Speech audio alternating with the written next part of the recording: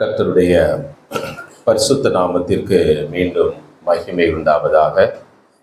இந்த நாளின் காலை வேளையிலும் தேவனுடைய வார்த்தையை உங்களோடு பகிர்ந்து கொள்வதற்கு தேவாதி தேவன் கொடுத்த இந்த பெரிதான ஸ்லாக்கியத்திற்காக கர்த்தருக்கு ஸ்தோத்திரங்களை ஏறெடுக்கிறேன்.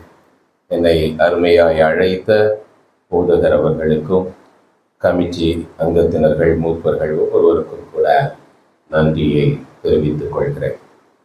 கண்களை மூடி ஆண்டவரை நோக்கி பார்க்கலாம். ஆண்டவருடைய வார்த்தையை தியானிக்க போகிறோம். கர்த்தருடைய வார்த்தை நம்மை போஷிக்கத்தக்கதாய், நம் ஒவ்வொருவருடைய இருதயத்திற்கும் ஏற்ற சத்துவத்தை கொடுக்கத்தக்கதாய், அது வல்லமை நிறைந்ததாய் இருக்கிறது. அதை பெற்றுக்கொள்ளத்தக்கதான இருதயம் நமக்கு தேவை. ஆண்டவரிடத்திலே கேட்கலாம், ஆண்டவரே என்னை ஆயத்தப்படுத்தும். வசனம் தியானிக்கையில் இதயமதில் ஆறுதலே காரிருளில் நடக்கையிலே தீபமாக வழி நடத்தும். காரிருளில் நடக்கையிலே தீபமாக வழி நடத்தும். திருக்கரத்தால் தாங்கி என்னை திரு சித்தம் போல் நடத்திடுமே. புயவன் கையில் களிமண்ணாய் அனுதினம் நீ வனைந்திடுமே. புயவன் கையில் களிமண்ணாய் அனுதினம் நீ வனைந்திடுமே. பிரியமானவர்களே, இது தேவனால் வனையப்படுகிற ஒரு நேரம். ஒவ்வொரு நாளும் அவர் நம்மை வனைந்து தம்மை போல் நாம் மாறுவதற்கு ஏற்ற விதத்திலே நம்மிலே கிரியை நடப்பித்துக் கொண்டே இருக்கிறார். இன்றைக்கு நீங்கள் என்ன இருதயத்தின் எண்ணங்களோடு அமர்ந்திருக்கிறீர்கள் என்று எனக்கு தெரியாது. ஆனால் தேவன் அறிவார். இந்த வார்த்தைகள் ஒவ்வொருவருடைய இருதயத்திற்கும் ஏற்ற விதத்தில் கடந்து வரும் என்று நான் கர்த்தருக்குள் விசுவாசிக்கிறேன். எங்களை அதிகமாய் நேசிக்கிற நல்ல ஆண்டவரே, இந்த காலை வேளைக்காக உமக்கு நன்றி செலுத்துகிறோம் சுவாமி.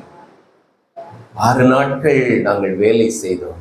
7வது நாள் ஓய்ந்திருக்கும்படியான ஒரு நியமத்தை ஏற்படுத்தி உயிர்த்தெழுதலின் இந்த நாளிலே சுவாமி நாங்கள் உயிர்த்தெழுதலின் வல்லமையை பெற்றுக்கொள்ளத்தக்கதாய், அந்த வல்லமை எங்களை புடமிடத்தக்கதாய், அந்த வல்லமை எங்களை பரிசுத்தப்படத்தக்கதாய், படுத்தத்தக்கதாய் சுவாமி உடைய சமூகத்தில் கடந்து வந்திருக்கிறோம்.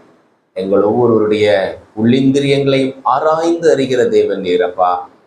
இந்த நேரத்தில் ஒவ்வொருவரோடும் நீர் இடைப்படும், நீர் பேசும். இயேசுவின் நாமத்தில் கேட்கிறோம் பிதாவே, ஆமென், ஆமென்.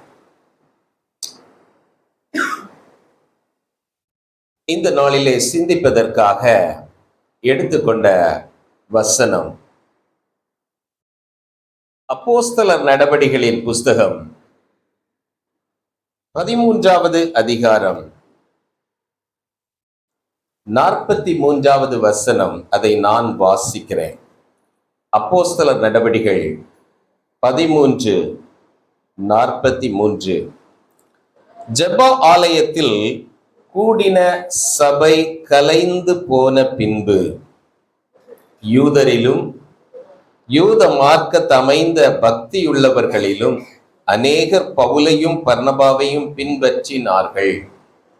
அவர்களுடனே இவர்கள் பேசி தேவனுடைய கிருபையிலே நிலை கொண்டிருக்கும்படி அவர்களுக்கு புத்தி சொன்னார்கள். தேவனுடைய கிருபையிலே நிலை கொண்டிருப்பது என்பது விசுவாசிகளாகிய நம் ஒவ்வொருவருக்கும் மிகவும் மிகவும் இன்றியமையாத ஒன்று. நம்முடைய சூழ்நிலைகள் மாறி மாறி இந்த உலகத்திலே வந்து கொண்டிருக்கும். சாதகமான சூழ்நிலைகள் வரலாம். நாம் விரும்பத்தக்க காரியங்கள் வாழ்க்கையிலே நடந்து கொண்டு நாம் உற்சாகமடைந்து கொண்டிருக்கிற நாட்கள் உண்டு. நாம் விரும்பாத காரியங்கள் நடைபெறக்கூடிய நாட்களும் உண்டு. ஆகையினாலே வசனம் என்ன சொல்கிறது? விசுவாசிகளுக்கு நீங்கள் கிருபையிலே நிலை கொண்டிருக்க வேண்டும் என்று. இந்த கிருபையிலே நிலை கொண்டிருந்ததிலே ஒரு நல்ல பாத்திரம் வேதத்தில் நாம் பார்ப்போம் என்றால் தாவீதை நாம் சொல்ல முடியும். இந்த வசனத்திலே நாம் பார்க்கும் பொழுது புதிதாக வந்து சத்தியத்தை கேட்டவர்கள் ஏற்றுக்கொண்டார்கள், ஆலயத்திலிருந்து சென்றார்கள். அவரை முழுவதுமாய் ஏற்றுக்கொண்டு விசுவாசிகள் என்கிற நிலைப்பாட்டிலே வந்தவர்கள் இன்னும் ஆலயத்திலே நின்று கொண்டிருக்கிறார்கள். அவர்கள் பவுலையும் பர்னபாவையும் பின்தொடர்ந்தார்கள் என்று சொல்லப்பட்டிருக்கிறது. அவர்கள் பின்தொடர்ந்து நிலைத்து நிற்கிறவர்களுக்கு இவர்கள் சொன்ன அறிவுரை, அதற்கு பின்பு இயேசு கிறிஸ்து ரட்சிக்கிறார், இயேசு கிறிஸ்து விடுவிக்கிறார் என்கிற சத்தியத்தை மாத்திரம் அவர்கள் சொல்லாமல், அப்படிப்பட்ட தேவனிடத்திலே நாம் எப்படி தொடர்ந்து உறவு நிலையிலே வாழ்வது, கிருபையிலே நிலை கொண்டு வாழ்வது எப்படி என்று அவர்களுக்கு அறிவுறுத்தி இருப்பார்கள். அதிலே நிலை கொண்டிருக்கும்படி சொன்னார்கள். எனவே இந்த நாளிலே இந்த கிருபையிலே மிகவும் ஆழமாய் அந்த கிருபையை பிடித்து கொண்டு வெற்றியாய் ஓடின அந்த தாவீதின் சங்கீதம் ஒன்றை தியானிக்கலாம் என்று நான் நினைத்தேன். இந்த தாவீதின் வாழ்க்கையிலே கிருபையை பற்றி நாம் பார்க்கும் பொழுது அவருடைய குமாரனாகிய சாலமோன் ஜெபிக்கும் பொழுது அவர் இப்படி சொல்லுகிறார், என் தகப்பனாகிய தாவீதின் ராஜ்ய பாரத்தை நீர் கிருபையினாலே ஸ்திரப்படுத்தினது போல எனக்கும் நீர் கிருபை செய்ய வேண்டும் என்று கேட்கிறார். அந்த தகப்பனுடைய வாழ்க்கையை நன்றாக பார்த்த சாலமோன் அவ்வாறு ஜெபிக்கிறார். அந்த கிருபையிலே உறுதியாய் நின்ற தாவீதின் வாழ்க்கையிலே எத்தனையோ இடர்கள், எத்தனையோ தவறுகள், எத்தனையோ யுத்தங்கள் எல்லாவற்றையும் கடந்து வந்தாலும் அவனுடைய ராஜ்யபாரம் ஜெயமாக காணப்பட்டது. ராஜ்யபாரத்தை அதிகமாய் கட்டி கொண்ட ஒரு ராஜா. அவனுடைய ராஜ்யபாரம் முழுவதும் எத்தனையோ யுத்தங்களை சந்தித்து கொண்டுதான் இருந்தான்.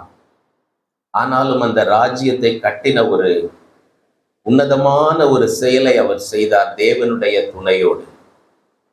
அவன் அத்தனை யுத்தங்களை செய்தபடியினால் தேவனுடைய ஆலயத்தை கட்ட வேண்டும் என்று நினைத்தவனை கூட ஆண்டவர் அனுமதிக்கவில்லை. நீ கட்ட வேண்டாப்பா, ஆனால் நீ என் இருதயத்துக்கு ஏற்றவன் என்று அவனை குறித்து சாட்சி சொன்னார். அவருடைய வாழ்க்கை எவ்வளவு போராட்டங்கள், நெருக்கங்கள், மேடுகள், பள்ளங்கள் நிறைந்ததா இருக்கும் என்று நாம் சிந்தித்து பார்க்க வேண்டும். ஏதோ தாவீது நிறைய பாட்டு பாடினார், சங்கீதம் பாடினார் அப்படின்னு சொல்லி அவர் ரொம்ப பலவிதமான ஆடம்பரமாக வாழ்ந்திருப்பார். இப்படியெல்லாம் நம்ம பலவிதங்களிலே துரிதமாக நினைத்து விடுகிறோம். ஆனால் அவருடைய சங்கீதங்களை எல்லாம் நாம் வாசித்து பார்க்கும் பொழுது அவரை குறித்து ஒரு வார்த்தை சொல்ல வேண்டுமென்றால், இன்றைக்கு இருக்கிற ஒரு விசுவாசி ஒரு மாதிரியான ஒரு வாழ்க்கை என்று சொல்லலாம். He was a real time believer. விசுவாசிக்கு எப்பவுமே உன்னதமான வாழ்க்கை இல்லை. பல நேரங்களிலே அவன் கீழே துவண்டு போகிறான். நம்முடைய திருச்சபையிலும் நாம் பார்க்க முடியும். இப்படி எல்லா அனுபவங்கள் இருக்கிறது.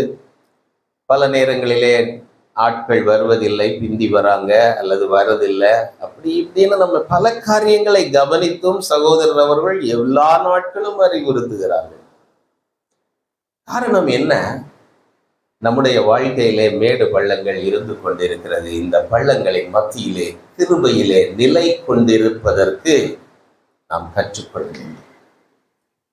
எனவே இது ஒரு முக்கியமான தேவையான காரியமாய் இருந்தபடியினால் தாவீதின் சங்கீதமாகிய 37வது சங்கீதத்தை இன்றைக்கு தியானிப்பதற்கென்று எடுத்துக்கொண்டேன். சங்கீதம் 37 முழுவதுமாக இன்றைக்கு நாம் தியானிக்க இருக்கிறோம். இதை நம்ம பல நேரத்துல பிட்டா வாசிப்போம். அங்கங்கே 1-2 வசனம் நமக்கு ஏதுவான வசனங்களை வாசிப்போம். அவருடைய அனுபவங்கள், அவருடைய கவனிப்புகள், கவன ஈர்ப்புகள், இவைகளெல்லாம் அங்கே கலந்து போயிருக்கிறதை நாம் காண முடியும். ஆனால் இவைகளை இன்றைக்கு நாம் சற்று ஆழமாக சிந்திக்க இருக்கிறோம்.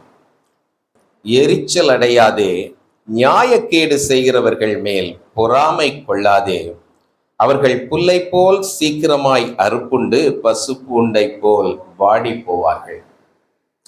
இந்த 2 வார்த்தை இந்த வசனங்களை பார்க்கும் பொழுது நமக்கு ஒன்று தெரிகிறது. பொல்லாதவர்கள் அன்றைக்கும் செழித்து வாழ்ந்தார்கள், இன்றைக்கும் செழித்து வாழ்ந்து கொண்டே இருக்கிறார்கள். இந்த பொல்லாதவர்கள் செழித்து வாழ்வதும், அவர்கள் நினைப்பதெல்லாம் நிறைவேறுவதும் கஷ்டப்படும் பொழுது விசுவாசிகளுக்கு ஒரு பெரிய சவாலாக இருக்கும், மனதிலே கேள்வியாக இருக்கும். என் விசுவாசத்தின் நிலைப்பாடு எங்கே இருக்கிறது? ஏன் நான் இப்படி கஷ்டப்படுகிறேன்? இதை சற்று ஆழமாக நாம் சிந்திக்க வேண்டும் என்றால், பார்க்க வேண்டும் என்றால், சங்கீதம் 73 ஆசாபின் சங்கீதம் என்ன சொல்லுகிறது? அங்கே 3வது வசனத்திலிருந்து 13வது வசனம் வரை நான் இப்பொழுது வாசிக்கவில்லை. ஒரு சில வசனங்களை மாத்திரம் ஆங்காங்கே கூறுகிறேன். வீட்டில் சென்று கவனியுங்கள். வாசித்து பார்ப்பீர்கள் என்றால் இன்றைக்கு நாம் கண்ணார காணக்கூடிய செழிப்பான வாழ்க்கை துன்மார்க்கருடைய நிலையில் மத்தியிலே காணப்படுகிறதை இங்கே ஆசாப் சித்தரித்து வைத்திருக்கிறார். எனவே இன்றைக்கு நடப்பது ஏதோ இந்த அழிந்து போகிற கடைசி காலத்திலே உள்ள நிலை அல்ல. அன்றைக்கும் அப்படித்தான் தேவன் அதை அனுமதித்திருக்கிறார். இதன் மத்தியிலே நம்முடைய விசுவாசத்தை பண்படுத்துவதற்கு தேவன் இதை அனுமதித்திருக்கிறார். 3வது வசனத்தை பார்க்கும் பொழுது, துன்மார்க்கரின் வாழ்வை நான் காண்கையில் வீண்புக்காரராகி அவர்கள் மேல் பொறாமை கொண்டேன். எத்தனை பேருக்கு பொறாமை இருக்கு? யாராவது கேட்டா எனக்கு பொறாமை இருக்குன்னு சொல்லவே மாட்டோம். That is the most common problem that nobody has. யாராவது நான் பொறாமப்படுறேன்னு ஒத்துக்குவீங்களா? சகோதரி ஒத்துக்கிட்டாங்க, சொல்லிக்கிட்டாங்க. எல்லாரும் அவ்வளவு எளிதா சொல்ல மாட்டாங்க. ஏன்னா நமக்கே தெரியாத அந்த ஆமை எப்போ நம்ம மனசுக்குள்ள வந்துட்டு போகுது அப்படின்ட்டு. ஆனால் அது நம் விசுவாசத்தை கெடுத்து போடும். தேவ மனிதர்களுடைய வாழ்க்கையில் கூட அந்த பொறாமையின் நிலைப்பாடு, எரிச்சல், இவைகளெல்லாம் வந்தது உண்டு. அவைகள் அவர்களுடைய விசுவாச வாழ்க்கைக்கு சவாலாக நின்றது உண்டு என்பதை நாம் ஒத்துக்கொள்ள வேண்டும். நம்முடைய வாழ்க்கையில இருக்கிறதை நம் அக்னாலேஜ் பண்ணி அப்படி இருக்குது அப்படின்றத முதலாவது ஏற்றுக்கொண்டால் தான் அதை வெளியே தள்ள முடியும். நம்ம என்ன பண்றோம்? அதை ஏற்றுக்கொள்றதே கிடையாது. அப்ப நம்ம அதை அட்ரஸ் பண்ணவே மாட்டோம். அது அப்பப்போ உள்ள வந்து உட்கார்ந்துக்கும். நம்ம வீக்கா இருக்கிற நேரத்துல நம்ம இன்னும் அதிகமா வீக் ஆக்கிட்டு போயிடும். திரும்பவும் வரும் இல்ல? வருமா வராதா? சாத்தான் எப்படியெல்லாம் சோதிக்க வேண்டுமோ அப்படியெல்லாம் சோதிப்பதற்கு அவன் போதுமானவன். அவனுக்கு அதெல்லாம் திறமைகளும் உண்டு. ஆண்டவராகிய இயேசு கிறிஸ்துவை கூட அவன் சோதித்தான். எப்ப சோதித்தான்? அவர் ஊழியத்தை ஆரம்பிக்கிறதுக்கு முன்னாடி உபவாசித்து எல்லாம் முடிச்ச பிறகு வந்து சோதித்தான். அந்த பகுதியை பார்த்தீங்கன்னா கடைசியில அப்பொழுது சாத்தான் சில காலம் விலகி இருந்தான். அவன் உடனே அப்படி கம்ப்ளீட்டா மறைஞ்சிட மாட்டான். அதனால இன்னைக்கு நீங்க நான் இனி பொறாமப்பட மாட்டேன்னு முடிவு பண்ணனால அவன் சில காலம்தான் அந்த ஆமை வெளியே இருக்கும். இந்த ஆமையை எப்பவும் பிடிச்சு வெளியே தள்ளுறதுக்கு ஆயத்தமாக இருக்க வேண்டும். மரண பரியந்தம் அவர்களுக்கு இடுக்கண்கள் இல்லை, அவர்களுடைய பலன் உறுதியாக இருக்கிறது. அவங்க நினைச்சதெல்லாம் நடக்கும். அவங்க ஒரு ஃபோன் பண்ணா வேலை நடக்கும். நீங்க போய் இந்த ஆபீஸ்ல தலைகீழா நின்றுட்டு இருப்பீங்க, நடக்காது. அவங்க உங்களை எப்படியெல்லாம் கஷ்டப்படுத்தணுமோ அப்படியெல்லாம் கஷ்டப்படுத்துவாங்க. ஆனால் அந்த நபர் ஃபோன் பண்ணாருன்னா இந்த அதிகாரியே அந்த நபர்கிட்ட வந்து நின்று வேலையெல்லாம் செய்து கொடுப்பாரு. இதெல்லாம் பார்த்துட்டு இருக்கிறோம், அனுபவிக்கிறோம். ஆண்டவரும் அனுமதித்திருக்கிறார், பார்த்து கொண்டே இருக்கிறார். ஆனால் ஆண்டவர் இது எல்லாவற்றையும் வைத்து நீ இதை பார்த்து பொறாமை கொள்ளாதே. ஏன் நான் சொல்றேன் பொறாமை கொள்ளாதே என்றால், இதை எதுக்கு முக்கியப்படுத்துன்னா, இதை நாம் மனதில் வைத்தோம் என்றால் நம்முடைய ஆவிக்குரிய வாழ்க்கை தொய்ந்து போகும். இது நம்முடைய அதிகமான எண்ணங்களையும் சிந்தனைகளையும் நம்முடைய ஆவிக்குரிய வாழ்க்கையிலே தேவனை உயர்த்துவதும் ஆராதிப்பதற்கு எல்லாவற்றுக்கும் இது தடையா நிற்கும். காலையில தூங்கி முடிச்ச உடனே இது வந்து நிற்கும் இல்ல? அதிகாலை ஸ்தோத்திர பலி, அப்பா அப்பா உங்களுக்கு தான் என்று பாடுவோம். ஆனால் இதை அறிந்து கொண்ட மனிதன் இதை தள்ளி வைத்து விட்டு பாடுவார். இதை உணர்ந்து கொள்ளாத மனிதன் பொறாமையோடு பாடிக்கொண்டிருப்பார். எப்போ பாட்டு முடியும்னு பாட்டு பாடுவாங்க. இதை தள்ளி வச்சுட்டு பாடுறவங்க எவ்வளவு நேரம் பாடலாம்னு நினைச்சிட்டு பாடுவாங்க. நம்முடைய இருதயத்தை சற்று இந்த நேரத்திலே ஆராய்ந்து பார்க்கலாம், எப்படி பாடுகிறோம். எனவே 37வது சங்கீதத்திற்கு மீண்டும் திருப்பிக் கொள்ளலாம். வீட்டில் சென்று 73வது சங்கீதத்தில் நான் சொன்ன பகுதியை வாசித்து பாருங்கள். அழகா சொல்லியிருக்கோம். ஏன்னா அதை பார்த்து அதையே தியானிச்சுட்டு இருந்துடாதுங்க, அதை பார்த்துட்டு திரும்ப இங்கே வந்துடலாம். இப்ப 3வது வசனத்தில் இருந்து நாம் பார்க்கும் பொழுது நான் வாசிக்கிறேன். 3வது வசனத்திலிருந்து நாம் என்ன செய்ய வேண்டும் என்று வசனம் அழகாக சொல்லுகிறது. கர்த்தரை நம்பி நன்மை செய். அப்படி இருக்கட்டுப்பா, நீ அதிகாலை ஸ்தோத்திர பலி அப்பா அப்பா உங்களுக்கு தான் பாடும்போது அவரை நம்பி ஸ்தோத்திரம் பண்ண. ஏன்? அது அப்பாவுக்கு தெரியாம இல்லை, அது நடந்துட்டு இருக்குது. இது நிமித்தமாய் நான் சந்திக்கக்கூடிய சவால்களும் ஒருவேளை இருக்கலாம். அவர்களுடைய வாழ்க்கையிலே பலவீனங்கள் இல்லை, கஷ்டங்கள் இல்லை, நோய்கள் இல்லை. ஆனால் என்னுடைய வாழ்க்கையிலே போராட்டங்கள் பல விதங்களிலே வருகிறது. ஆனால் என் தேவன் என்னோடு கூடியிருக்கிறவருக்கு இதெல்லாம் தெரியும். ஒரு நோக்கத்தோடு அதை அனுமதித்திருக்கிறார் என்று விளங்கிக் கொள்ள வேண்டும். அப்படி அதை நாம் விளங்கி கொண்டோம் என்றால் தான் நம் கர்த்தரை விசுவாசிக்கிறவர்கள், கர்த்தரை நம்புகிறவர்கள்.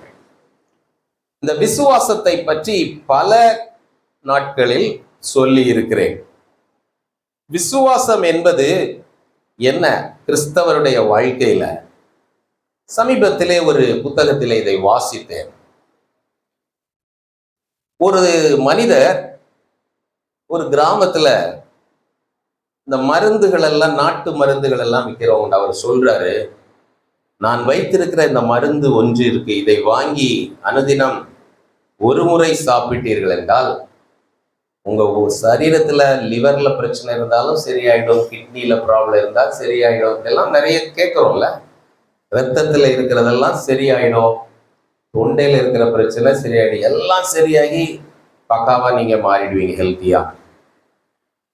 அதுல சில நேரங்கள்ல அது உண்மையா இருக்கலாம், சிலருக்கு அது வேலை செய்கிறது, சிலருக்கு வேலை செய்வதில்லை. ஏனென்றால் அதுவைகள் வித்தியாசமான மருந்துகள். ஓகே, இது போல தான் விசுவாசம். இந்த விசுவாசம் நம்முடைய மனதிற்குள்ளாக வரும் பொழுது நம்முடைய முழு வாழ்க்கையையும் அது மாற்ற வேண்டும். நம்ம பல நேரத்துல நினைக்கிறது என்னன்னா, விசுவாசம்ன்றது ஆண்டவர் மேல ஒரு நம்பிக்கை வச்சு ஆண்டவர்கிட்ட இருந்து தேவையானதெல்லாம் வாங்கிக்கிறதுக்கு ஒரு என்ன சொல்றது, ஒரு டேப்லெட் போல எடுத்துக்கிறோம். அதை விசுவாசத்தை எடுத்துக்கிட்டோம்னா நமக்கு இதெல்லாம் இது கிடைக்கும். நமக்கு நடக்கக்கூடிய மற்ற பிரச்சனைகளுக்கும் நமக்கும் அதை நாம் எப்படி சம்பந்தப்படுத்திக் கொள்கிறோம், நம்முடைய இருதயத்தை எப்படி ஆயத்தப்படுத்திக் கொள்கிறோம், அதற்கெல்லாம் விசுவாசம் வேலை செய்யாம போகுது. ஆனா அந்த டேப்லெட் ஒன்று சொன்னேன்ல, அதே மாதிரி இந்த விசுவாசம் என்பது நமக்குள்ளே வரும் பொழுது எல்லாவற்றையும் அது சமாளிக்கக்கூடியதா வருது. அதனாலதான் எபேசியர்ல சொல்லியிருக்கோம், விசுவாசம் என்கிற கேடயம். எல்லாவற்றையும் அதை பிடிக்கணும். அப்படியான விசுவாசம் இருந்தால் அதுதான் கர்த்தரை நம்பி நன்மை செய். தேசத்தில் குடியிருந்து சத்தியத்தை மேய்ந்து கொள். நீ தேசத்துலதான் குடியிருக்கணும். ஆண்டவரே என் உயிரை எடுத்துக்கிடவும்னு யாரும் ஜெபிக்காதுங்க. நம்ம ஜெபிக்கிறதுனால ஆண்டவர் எடுக்க மாட்டார். தேசத்தில் நீ குடியிருந்துதான் நன்மை செய்யணும். ஆனா நீ என்ன செய்யணும்? சத்தியத்தை மேய்ந்து கொள். எங்கெல்லாம் சத்தியம் கிடைக்குதோ அது எல்லாத்தையும் உட்கொள். ஆகையினால்தான் ஆண்டவர் சொன்னார், சத்தியத்தை அறிவீர்கள், சத்தியம் உங்களை விடுதலையாக்கும். இன்றைக்கு இந்த வார்த்தைகளை நீங்கள் கேட்கும் பொழுது, சத்தியம் நமக்குள்ளாக வரும் பொழுது நம்முடைய வாழ்க்கையில விடுதலை வரும். இன்றைக்கு ஏதோ இங்க பேசின உடனே அப்படி விடுதலை வந்துடும், இது ஒரு டெலிவரன்ஸ் மீட்டிங் அப்படியெல்லாம் நான் சொல்லலை. ஆனால் இந்த சத்தியத்தை நாம் ஏற்றுக்கொண்டு இதை கடைபிடித்து இதை வைத்து ஆண்டவரை நோக்கி பார்த்து ஜெபிக்கும் பொழுது விடுதலை உண்டாகும். அதுதான் வசனம், சத்தியத்தை அறிவீர்கள், சத்தியம் உங்களை விடுதலையாக்கும். எனவே தேசத்தில் குடியிருந்து சத்தியத்தை மேய்ந்து கொள். சத்தியத்தை மேய்ந்து கொள்ளணும். நம்ம செய்கிறது நன்மையான காரியங்களை செய்ய வேண்டும். இப்ப அப்படியே தொடர்ந்து நாம் பார்க்கும் பொழுது, கர்த்தரிடத்தில் மனமகிழ்ச்சியாயிரு, அவர் உன் இருதயத்தின் வேண்டுதல்களை உனக்கு அருள் செய்வார். நம்ம கர்த்தரிடத்துல வந்து முறுமுறுத்துக்கிட்டே இருக்கக்கூடாது. நம்ம பக்கத்துல ஒருத்தர் இருக்கிறாரு, அவர் முறுமுறுத்துக்கிட்டே இருந்தா நமக்கு பிடிக்குமா? பிடிக்காது. பிள்ளைங்க நம்ம பக்கத்துல இருந்துட்டு நம்ம எவ்வளவோ நிறைய காரியங்களை கொடுத்துருப்போம், ஆனா இன்னும் ஒண்ணு அவங்க கேட்டது கொடுக்காம இருக்கலாம். முறுமுறுத்துக்கிட்டே இருந்தா, இவ்வளவு கொடுத்தா இல்லடா, என்னடா உனக்கு, அப்படிதான் நான் சொல்லுவோம். இன்றைக்கு ஆண்டவரிடத்துல நம்ம பெற்றுக்கொண்ட நன்மைகள் ஏராளம். 1 கொரிந்தியர் 4 அதுதான் போடப்பட்டவங்க, நீங்கள் பெற்றுக்கொண்டவனே ஆனால் பெற்றுக்கொள்ளாதது போல் ஏன் நடந்து கொள்கிறார். நம்ம அப்படிதான் நடந்துக்கிறோம். இதுவரைக்கும் பெற்றுக்கொண்டதை பல நேரத்துல நம்மளால சிந்திக்க முடியாது. ஏன்னா அந்த மனிதனுடைய செழிப்பான வாழ்க்கை நம்முடைய இருதயத்தை பாதித்து கொண்டிருக்கிறது. தேவையில்லை.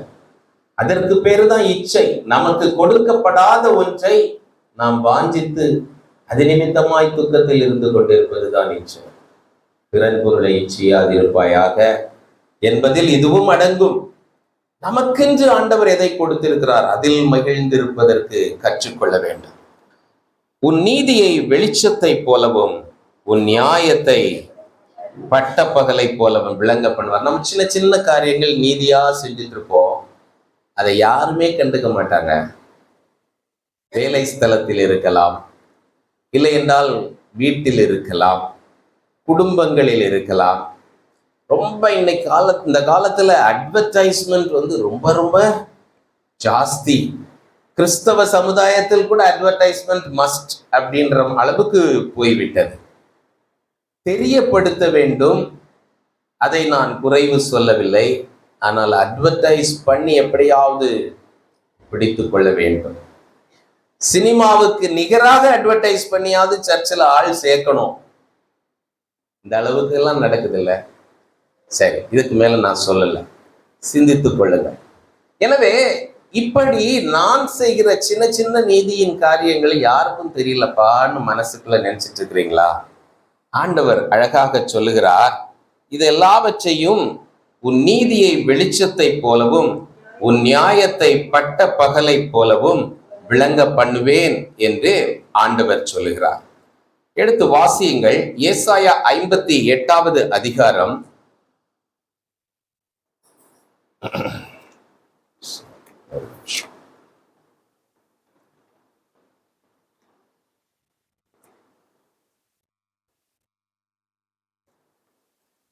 58வது அதிகாரம் 14வது வசனத்தை நான் வாசிக்கிறேன். அப்பொழுது கர்த்தரில் 7 and 8 தான், 7, 8, 58, 7, 8 நான் வாசிக்கிறேன். பசி உள்ளவனுக்கு உன் ஆகாரத்தை பகிர்ந்து கொடுக்கிறதும், துரத்துண்ட சிறுமையானவர்களை வீட்டிலே சேர்த்துக் கொள்கிறதும், வஸ்திரம் இல்லாதவனை கண்டால் அவனுக்கு வஸ்திரம் கொடுக்கிறதும், உன் மாம்சமானவனுக்கு உன்னை ஒழிக்காமல் இருக்கிறதும் அல்லவோ எனக்கு உகந்த உபவாசம். எதற்கு இது சொல்றேன்னா, கர்த்தரை நம்பி நன்மை செய் என்று முதல்ல வாசித்தோம் 3வது காரியத்துல. இந்த பசியுள்ளவனுக்கு ஆகாரத்தை பகிர்ந்து கொடுப்பது, துரத்துண்டவனுக்கு சிறுமையானவர்களை சேர்த்து கொள்வது, இப்படிப்பட்ட நன்மையான காரியங்களை செய்வதற்கு நம்முடைய இருதயம் முதல்ல எப்படி இருக்கணும்? இளைப்பாரி கொண்டிருக்கக்கூடிய இருதயமாக இருக்க வேண்டும். இருதயம் முறுமுறுத்து கொண்டு, இருதயத்திலே துக்கம் நிறைந்தவர்களாய், இருதயத்திலே கோபமும் எரிச்சலும் பொறாமையும் வந்து வந்து போய்கொண்டிருந்தால் இதெல்லாம் நம்மளால செய்ய முடியாது. ஆகையினாலதான் கர்த்தரை நம்பி இதெல்லாம் செய்ய வசனம் சொல்லுகிறது. அப்படி செய்யும் பொழுது 8வது வசனம், அப்பொழுது விடியற்கால வெளுப்பை போல் உன் வெளிச்சம் எழும்பி உன் சுக வாழ்வு சீக்கிரத்தில் துளிர்த்து உன் நீதி உனக்கு முன்னாலே செல்லும், கர்த்தருடைய மகிமை உன்னை பின்னாலே காக்கும். இப்படிப்பட்ட ஒரு உன்னதமான ஆசீர்வாதத்தை தருவேன் என்று ஆண்டவர் சொல்லுகிறார். ஆனா நம்ம என்ன பண்றோம்? பல நேரத்துல துக்கமாக இருக்கிறோம். இதை சுதந்திரித்துக் கொள்வதற்கு நீ என்ன செய்ய வேண்டும் என்று சொல்கிறார். அதை செய்வதற்கு நம்முடைய இருதயத்திலே இடம் இல்லை. எனக்கு அருமையானவர்களே, கானான் தேசத்திற்கு நேராக இஸ்ரவேலரை எகிப்திலிருந்து விடுதலையாக்கி தேவன் கொண்டு போனார். ஆனால் கானானின் ஆசீர்வாதத்தை சுதந்திரித்துக் கொள்வது அவர்களிடத்திலே ஆண்டவர் பொறுப்பாக விட்டுவிட்டார், உதவி செய்தார். எல்லா ராஜாக்களை துரத்துவதற்கு எல்லாம் உதவி செய்தார். ஆனால் துரத்துகிற வேலையை அவர்களிடத்திலே கொடுத்தார். இதுதான் ஆண்டவர் வைக்கிறது. வழிகளை திறந்து காட்டுவார், ஆனால் அதை சுதந்திரித்துக் கொள்வது நம்முடைய கரத்தில் தான் இருக்கிறது. எனவே இப்படிப்பட்ட ஆசீர்வாதங்களை பெற்றுக் கொள்வதற்கு நாம் என்ன செய்கிறோம் என்று சிந்தித்து பார்க்க வேண்டிய நேரம் இது. அடுத்தபடியாக கர்த்தரை நோக்கி 37வது சங்கீதம், திரும்ப மீண்டும் 7வது வசனத்தை வாசிக்கிறேன். கர்த்தரை நோக்கி அமர்ந்து அவருக்கு காத்திரு, காரி சித்தி உள்ளவன் மேலும் தீவினைகளை செய்கிற மனுஷன் மேலும் எரிச்சலாகாதே. இது அடுத்தது. இதுல காத்திரு என்பதை குறித்து கொள்ளுங்கள்.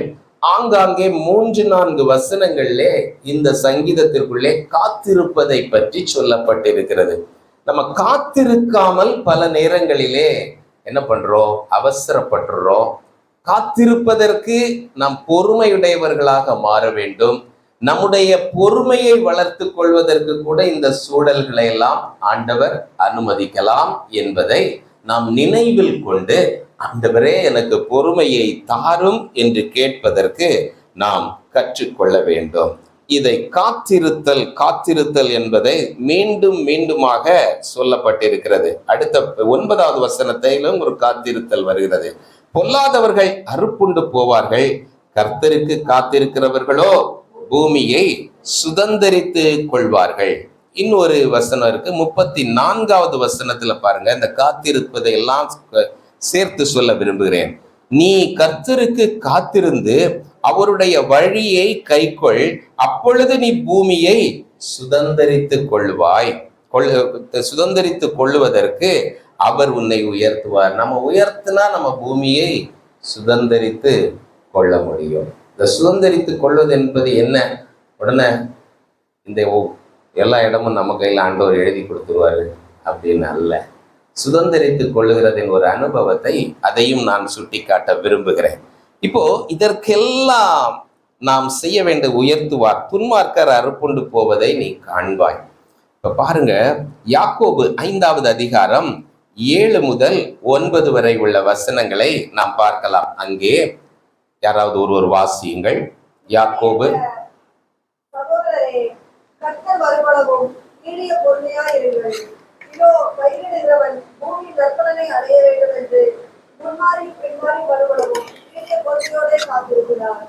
நீங்களும் நீடிய பொறுமையோடு இருந்து உங்கள் இருதயங்களை ஸ்திரப்படுத்துங்கள். கர்த்தரின் வருகை சமீபமாய் இருக்கிறதே. சகோதரரே, நீங்கள் நியாயந்தீர்க்கப்படாதபடிக்கு ஒருவருக்கொருவர் விரோதமாய் முறையிடாதீர்கள்.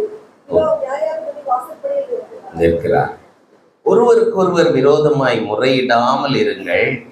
பொறுமையை காத்து கொள்ளுங்கள். அதற்கு ஒரு நல்ல எக்ஸாம்பிள் சொல்லியிருக்காங்க பாருங்க. பயிர் எடுக்கிறவன் விதைத்து விட்டு பொறுமையோடே காத்து கொண்டு இருக்கிறான். போட்ட விதை கண்ணுக்கு கூட தெரியாது, அது வெளியில வளருறது வரைக்கும். ஆனா அது வளரும்னு நம்பிக்கையோடு இருக்கிறான்.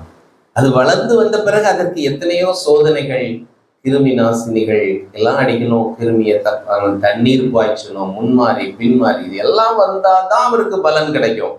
ஆனால் அவன் அதை எதிர்நோக்கி பொறுமையோடே இருப்பது போல நீங்க கர்த்தர் வருகை வரைக்கும் பொறுமையாய் இருந்து எல்லாவற்றையும் சுதந்திரித்துக் கொள்ளுங்கள். ஆனா அதுக்கு முன்னாடி என்ன பண்ணாதுங்க? ஒருவருக்கொருவர் விரோதமாய் முறையிடாதிருங்கள். யாருக்கு எழுதுறாரு யாக்கோபு? விசுவாசிகள். அந்த நாட்களே இப்படிதான் ஒருவருக்கொருவர் முறையிட்டு கொண்டிருந்தார்கள். இன்றைக்கும் முறையிடுதல் அதிகம். அந்த முறையிடுகிறதுல வெளியில சொல்லாம மனதிற்குள்ளே முறையிட்டு முறுமுறுத்து கொண்டு இருக்காதிருங்கள். விட்டு விடுங்கள். தவறு இல்லைன்னு சொல்லல, பலரிடத்திலே தவறுகள் இருக்கிறது. ஆனால் ஆண்டவர் அதை நீ பெரிதுபடுத்தாத, அதை நான் பார்த்து கொள்கிறேன் என்று சொல்லுகிறார். இப்போ 8வது வசனத்திற்கு மீண்டுமாய் வருகிறேன். கோபத்தை நெகிழ்ந்து உக்கிரத்தை விட்டுவிடு, பொல்லாப்பு செய்ய ஏதுவான எரிச்சல் உனக்கு வேண்டாம். 3 காரியம்: கோபம், இன்னொன்று உக்கிரம், 3வது எரிச்சல். இந்த 3ம் வித்தியாசமான கோணங்களிலே நம்மளை கிரியை செய்யும். கோபம் பல நேரத்துல வரும். நல்ல காரியத்திற்கு கோபம் வர்றது தேவைதான். கோபமே வரலைன்னா சப்புன்னு இருக்கக்கூடாது வாழ்க்கையில. அதனாலதான் ஆண்டவர் சொன்னாரு, நீங்கள் கோபம் கொண்டாலும். ஆமா, அந்த கோபம் மனதிற்குள்ளே இருந்து, உக்கிரம் அப்படின்னா அந்த கோபம் மனசுக்குள்ளே இருந்து அப்படியே பொங்கி பொங்கி வந்துகிட்டே இருக்கும். சிம்மரிங் அப்படின்னு சொல்ல முடியும். ஒரு பாலை ஸ்டவ்ல வச்சோன்னா என்ன பண்ணுவோம்? கொதிச்ச உடனே என்ன பண்ணுவோம்? சிம்மில் வச்சுருவோம். அதுக்கு பிறகு பால் என்ன பண்ணும்? இப்படி இப்படி இப்படியே இருக்கும். அப்புறம் கொஞ்சம் தூக்கிட்டோம்னா தட்டி விட்டா உடனே என்ன ஆயிடும்? வெளியே. இப்படிதான் நிறைய பேருடைய மனது இருக்குது. உக்கிரம் உள்ள இருந்துகிட்டே இருக்கு, வெளியே காட்டல. சான்ஸ் கிடைச்சதுன்னா வந்துடும். இனி அது ஃப்ரெச்சிங், மனதிற்குள்ளே எரிச்சல் உண்டு ஆகிவிட்டதுனால் அது என்ன பண்ணும்? பொல்லாப்பு தான் செய்யும். யாருக்கு பொல்லாப்பு செய்யும்? நமக்கும் பொல்லாப்பு செய்யும். நம்முடைய பிபி எல்லாம் ஏறி எங்கேயோ போயிடும். அவங்களையும் நாம் தாக்குவதற்கோ அவர்களை குறித்து தவறாக பேசுவதற்கோ இது எல்லாவற்றுக்கும் வரும். அந்த 3ஐயும் வித்தியாசப்படுத்தி கோபம் வந்துட்டு போயிடணும். கோபம் வராம இருக்கிறவங்க சில நேரத்துல பிரயோஜனமற்றவங்களா இருக்கிறாங்க. அதனால கோபம் வரக்கூடாதுன்னு சொல்லல. ஆனா அந்த கோபத்தை உடனே அடக்கி சூரியன் அஸ்தமிக்கிறதுக்கு முன்னாடி அது போயிடணும். வீட்டுல கோபம் வரணும், வேலை ஸ்தலத்துல கோபம் வரணும். இன்னைக்கு நிறைய அட்மினிஸ்ட்ரேட்டிவ் லேப்சஸ் நம்ம கவர்மெண்ட்ல பாக்குறோம், ஆர்கனைசேஷன்ஸ்ல பாக்குறோம்னா எதுக்குமே கோபப்படக்கூடாதுன்னு நிறைய பேர் புரிஞ்சுக்கிட்டு நல்லவங்களும் அப்படியே இருக்கிறாங்க. ஆண்டவர் கோபப்பட்டாரா? இயேசு கிறிஸ்து சாட்டையை கழட்ட வேண்டிய இடத்துல அடிச்சார். சரி, அதுக்குன்னு எல்லாரும் சாட்டை எடுக்கிறாங்க. நான் ஒரு இதுக்கு தான் சொன்னேன். ஆகையினால கோபம் கண்டிப்பாக வேண்டும், வர வேண்டும். ஆனால் அதை சரியாக கையாள தெரிய வேண்டும். உக்கிரமாக அது மனதிலே இருந்து எரிச்சலாக அது தீவினைகளை ஏற்படுத்துகிற அளவிற்கு விட்டுறக்கூடாது. நம்ம கரெக்டா ஆண்டவர்கிட்ட திரும்ப திரும்ப போகிறவர்களாய், ஒவ்வொரு நாளும் டைமுக்கு போகிறவங்களான்னா, ஆண்டவர்கிட்ட போய் முழங்கால் போட்ட உடனே உள்ள இருக்கிறவர் சொல்வார், உன் மனசுல என்ன இருக்குது? கோபம் இருக்கு. உடனே ஆண்டவரே அவர்களை மன்னிக்க உதவி செய்யும். அதைத்தான் ஆண்டவராகிய இயேசு கிறிஸ்து சொன்னாரு. என்ன செய்தாரு? எல்லாரும் அவரை குற்றப்படுத்தி அவரை பிடிச்ச சிலுவையில இறங்கணும்னு மேல ஏறணும்னா ஃபர்ஸ்ட் வசனம் இவர்களுக்கு மன்னியும். இதை நம்ம மன்னிக்க முடியாதவங்களுக்காகவும் ஆண்டவரே அவங்களை மன்னிச்சிருவேன் சுவாமி, நீங்களும் மன்னிச்சிருங்க சுவாமின்னு சொல்லி ஜெபம் பண்ணி பாருங்க. இந்த கோபம் நம்ம விட்டு எளிதாக போய்விடும். இன்னைக்கு யாருக்கும் இந்த கோபம் இல்லை, யாருக்கும் எரிச்சல் இல்லை, யாருக்குமே இந்த உக்கிரம் மனசுல இல்லை அப்படின்னு நினைத்து கொள்ள வேண்டாம். சிலர் அதை வெளியே காட்டுறது இல்லை, அப்படியே உள்ள வச்சுட்டு அது வேற விதமாய் கிரியை செய்யும். ஆகையினால மன்னிப்பதற்கு கற்றுக்கொள்ள வேண்டும். அடுத்த வசனத்திலே நம்ம பார்க்கும் பொழுது, பொல்லாதவர்கள் அறுப்புண்டு போவார்கள், கர்த்தருக்கு காத்திருக்கிற பூமியை சுதந்தரித்துக் கொள்வார்கள். 11வது வசனத்திற்கு போகலாம். சாந்த குணமுள்ளவர்கள் பூமியை சுதந்தரித்து மிகுந்த சமாதானத்தினால் மனமகிழ்ச்சியாயிருப்பார்கள். இந்த 3 காரியத்தை நம்ம சரியாக, கோபம், உக்கிரம், எரிச்சல், இதை அப்படியே சரியா பண்ணோம்னா சாந்த குணமுள்ளவர்களாய் செயல்பட முடியும். எண்ணாகமம் 12வது அதிகாரம் எடுத்துக்கொள்ளலாம். எண்ணாகமம் 12வது அதிகாரத்திலே மோசேயை பற்றி ஆண்டவர் சொல்லுகிறார். 3வது வசனத்திலே, மோசேயானவன் பூமியில் உள்ள சகல மனிதரிலும் மிகுந்த சாந்த குணமுள்ளவனாயிருந்தான். ஆண்டவரே அவரை அவர் கொடுத்த சர்டிபிகேட். மோசேக்கு கோபம் வந்ததா? அதுக்கு ஏதோ ஒரு கவுண்ட் கூட சொல்லுவாங்க, எனக்கு அது ஞாபகம் இல்லை எத்தனை முறை அவருக்கு கோபம் வந்து.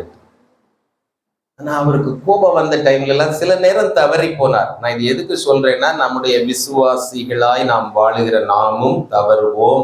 இதை முதல்ல அக்செப்ட் பண்ணிக்கணும். வேதத்துல ஃபுல்லா தேடி பார்த்தேன், தவறே இல்லாத மனிதன்னு பார்த்தேன்னா ஒரே ஒருத்தர் தான், தானியேல் மட்டும்தான் தவறு செய்யாத மாதிரி இருக்குது. இது எல்லாருடைய வாழ்க்கையிலும் ஏதோ ஒரு ஸ்லிப் இருக்கு. ஒரு முறை நான் யோசுவாவை பற்றி கூட உங்களுக்கு சொன்னேன். யோசுவாவுடைய வாழ்க்கையில் கூட தவறு வந்தது. இதெல்லாம் ஸ்டடி பண்ணி பார்த்தா தான் நம்ம சில நேரம் ஸ்லிப் ஆகும்போது நமக்கு என்ன கிடைக்கும், ஒரு சத்துவம் கிடைக்கும், பிடிச்சிக்கலாம். ஆண்டவரே அவங்க எல்லாம் தப்பு செஞ்சாங்கல்ல, ஜீவனுள்ள ஒருவன் உமக்கு முன்பாய் நீதிமானா இராதபடினா அடியேனை நியாயம் தீர்க்க பிரவேசிக்கிறேன். இதை நான் சப்ப கெட்டுறதுக்காக வசனம் சொல்லி தரல. இருதயத்தில் நாம் குற்ற உணர்வுக்குள்ளாக போய் நின்று விடாதபடி தேவனுடைய சமீபத்தில் அவருடைய கிருபாசனத்திலே கடந்து வருவதற்கு ஏதுவாக சொல்லுகிறேன். சாத்தானுடைய வேலை என்னவது? இருதயத்தை குற்றப்படுத்தி, பத்தியா நீ எத்தனை தடவை இந்த தப்பு செஞ்சாச்சு சொல்லும்போது சரிதான் அப்படின்ட்டு பேசாம இருந்துட்டோம்னா அவன் எங்க ஏறி உட்காந்துக்குவான்? கழுத்துல. He will sit on your neck. அப்புறம் அவர் தான் நம்மளை கைட் பண்ணுவார். அதற்கு மாத்திரம் இடம் கொடுத்து விடாதீங்க. எனவே மோசேயின் வாழ்க்கையில கூட, ஆனால் அவருடைய இயல்பு தன்மையை ஆண்டவர் இங்கே கணக்கிட்டு சொல்கிறார். அவன் பூமியில் எங்கும் உள்ளவன்ல மிகுந்த சாந்த குணம் உள்ளவனாயிருந்தான். அப்படி ஆண்டவர் பார்த்ததினாலதான் ஒவ்வொருவரையும் ஆபிரகாம் விசுவாசிகளின் தகப்பன் என்று கொடுத்தார். ஆனால் அவர் விசுவாசம் இல்லாம எத்தனை தப்பு காரியங்களை செஞ்சாரு. நன்றாக புரிந்து கொள்ளணும். ஒரு பகுதியை மாத்திரம் பிரசங்கம் பண்ணிட்டு போறது ரொம்ப எளிது.